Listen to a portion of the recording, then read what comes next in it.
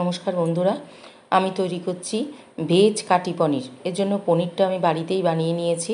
এবার টুকরো টুকরো করে কেটে ওর মধ্যে হলুদ গুঁড়ো, নুন আর লঙ্কার গুঁড়ো দিয়ে একটু মাখিয়ে নিয়ে ওটাকে কাটির মধ্যে ভরে দেব একটা কাটিতে। এবার একটা মশলা তৈরি করে নিচ্ছি। টমেটো পেস্ট নিয়েছি, চিনি দিলাম, লবণ দিলাম, হলুদ গুঁড়ো দিলাম, লঙ্কার গুঁড়ো দিলাম, দিয়ে ভালো করে মিশিয়ে রেখে দিলাম। এবারে কড়াইতে একটু বাটার দিয়ে দিলাম, দিয়ে এর উপরে ওই কাটি ভরা পনিরগুলো, নুন হলুদ লঙ্কা মাখানো যে পনিরগুলো, সেগুলো একটুখানি হালকা ফ্রাই করে নেব, খুব অল্প পরিমাণ ফ্রাই করে নেব। আর এই পনিরটাকে ভালো করে একটা ভালো ওয়েট দিয়ে চেপে দিলে তবে পনিরটা ভালো তৈরি হবে। জলটাকে বের করে নিতে হবে। ভাজা হয়ে গেছে পনিরটা, আমি কোনো তেল ব্যবহার করছি না। একটু বাটার দিয়ে দিলাম।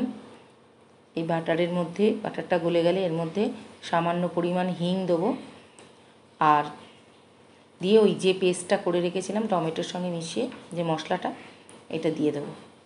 খুব চটজলদি 5-7 মিনিটের মধ্যেই রান্নাটা হয়ে যাবে। এবার এই মশলাটাকে জাস্ট একটু 2 মিনিট মতো একটু কষে নিতে হবে, আর সামান্য ওই বাটি ধোয়া জল একটু দিতে হবে। তারপরে এই পনিরটা দিয়ে দিতে হবে। পনিরটা দিয়ে দিতে হবে, দিয়ে এই পনিরটাকে একটু উপর নিচ করে নিলেই তৈরি হয়ে যাবে এই কাটি পনির।